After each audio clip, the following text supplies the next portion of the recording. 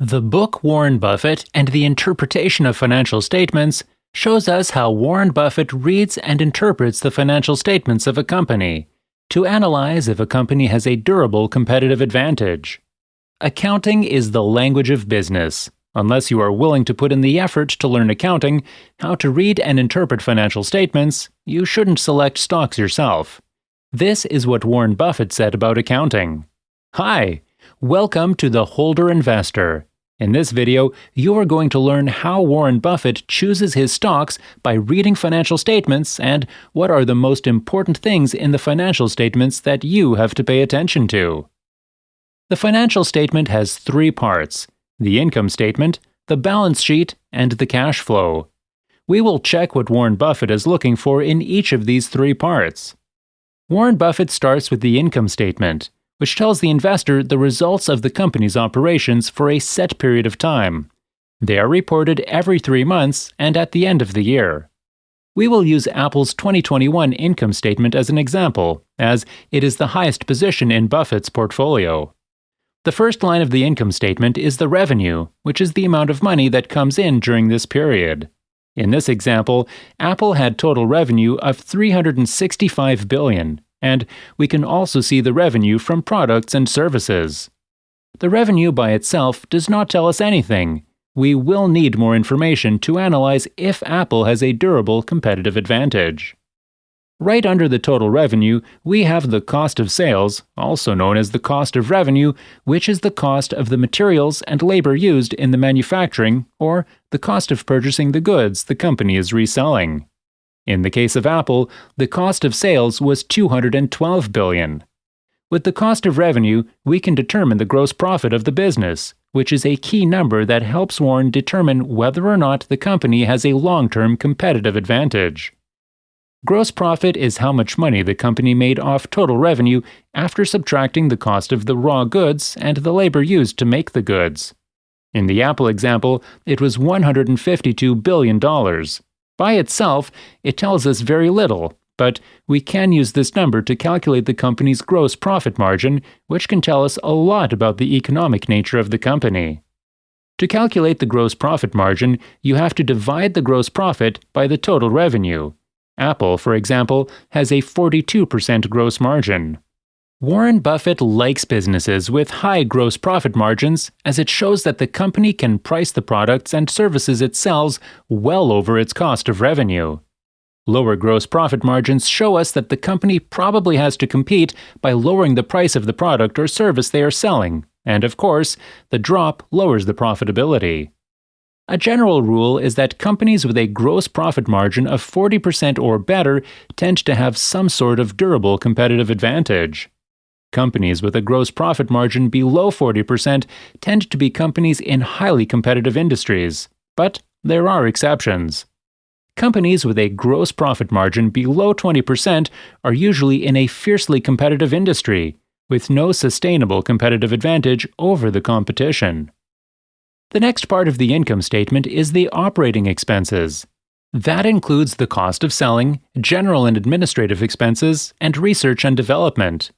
The cost of research and development, or R&D, is the amount that the company uses to develop new products. As we can see, Apple spent $21.9 billion in research and development, only 14% of its gross profit. Warren doesn't like companies that need to expend a lot of money on research and development, as it can consume a considerable part of the net income. But if the research and development result in a good product, it can generate a lot of value for the company. The selling, general, and administrative expenses, or SG&A, is where the company reports its costs for direct and indirect selling expenses and all general and administrative expenses. These include advertising, management salaries, commissions, travel costs, and the like. Apple spent $21.9 billion in SG&A, only 14% of its gross profit. The lower the general and administrative expenses, the better. And if it is 30% or below its gross profit, is a fantastic business. However, there are several companies with a durable competitive advantage with SG&A expenses between 30% to 80%. After all the expenses and taxes have been deducted from a company's revenue, we get the company's net income. In the Apple example, it was $94 billion, leading to a margin related to the total revenue of 26%, which is an incredible margin. A simple rule is that if a company has a 20% plus net margin, there is a good chance that the company has a competitive advantage. In the same way, if the margin is below 10%, the company is likely in a highly competitive industry. Warren Buffett wants a net income that is consistent and growing over time. In Apple's example, we can see that the net income has been growing over time with a consistent high margin. The earnings per share, or EPS, are the net income of the company on a per-share basis. If a company had net earnings of $10 million for the year and 1 million shares outstanding, it would have an EPS of 10. The EPS of only 1 year is not very useful. However, for a long period, the EPS can give us a very clear picture of whether the company has a long-term competitive advantage working in its favor. What Warren Buffett looks for is an EPS picture over 10 years that shows consistency and an upward trend. Apple, for example, has been growing its EPS for many years. Now, let's go to the second part of the financial statement, which is the balance sheet. The balance sheet, unlike income statements, is only for a set date. There is no such thing as a balance sheet for the year or quarter. The balance sheet is a snapshot of the company's financial condition on the particular date that the balance sheet is generated. The balance sheet is broken into two parts. The first is the assets, which include cash, receivables, inventory, property, plant, and equipment. The second part is liabilities and shareholder equity. The liabilities include loans, accounts payable, mortgages, deferred revenues, bonds, warranties, and accrued expenses.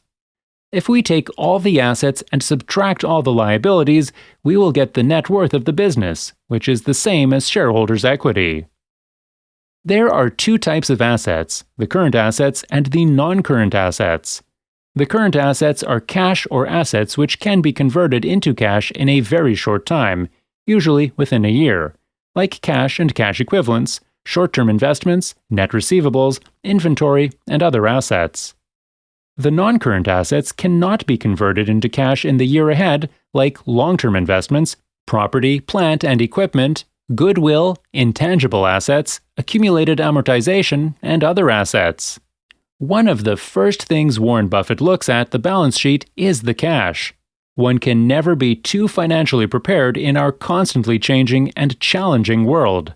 So, if we see a lot of cash and marketable security and little or no debt, chances are very good that the business will sail on through the troubled times. In this example, we can see Apple's assets. If we sum cash and cash equivalents plus marketable securities, that are assets that can be liquidated to cash quickly, we can see that Apple has $62 billion that can be used in case of any trouble or even to invest in its business. There are also two types of liabilities: current liabilities and non-current liabilities. The current liabilities are the debts and obligations that the company owes that are coming due within the fiscal year, and the non-current are long-term debts and obligations. Warren Buffett has learned that companies that have a durable competitive advantage often carry a title or no long-term debt on their balance sheets. This is because these companies are so profitable that they are self-financing when they need to expand the business or make acquisitions. So, there is never a need to borrow large sums of money. Companies that have enough earning power to pay off their long-term debt in under 3 or 4 years are good candidates in our search for an excellent business with a long-term competitive advantage. If we sum the long-term debt plus the short-term debt from Apple, we have $124 billion, which is a pretty low number compared with its $94 billion net income. The third part of the financial statement is the cash flow. The cash flow statement will summarize the amount of cash and cash equivalents entering and leaving a company. Like the income statements, they always cover a set period of time. The cash flow statement breaks down into 3 sections. First, the cash flow from operating activities. This area starts with the net income and then adds back in depreciation and amortization. Though these are real expenses from an accounting point of view, they don't consume any cash. The second part is the cash flow from investing operations. This area includes an entry for all capital expenditures made for that accounting period. The third part of the cash flow statement is the cash flow from financing activities. This measures the cash that flows in and out of a company because of financing activities. This also includes dividends and repurchases of common stock. Companies that generate a lot of money have to do something with it. If they can't reinvest, they can pay dividends or they can repurchase shares. Since shareholders have to pay taxes on the dividends, Warren Buffett likes companies that repurchase their shares. This increases the earnings per share as now we have fewer shares in the market, which eventually makes the stock price go up. In the fiscal year of 2021, Apple spent $85.9 billion in share repurchase and only $14.4 billion in dividends. Warren Buffett never looks at the financial statement of only 1 year. He wants to know if the numbers are constant and growing over time. So, when doing your analysis, make sure to check the number over time. If you like the video, please hit the like button and subscribe to receive more videos about investing. Bye!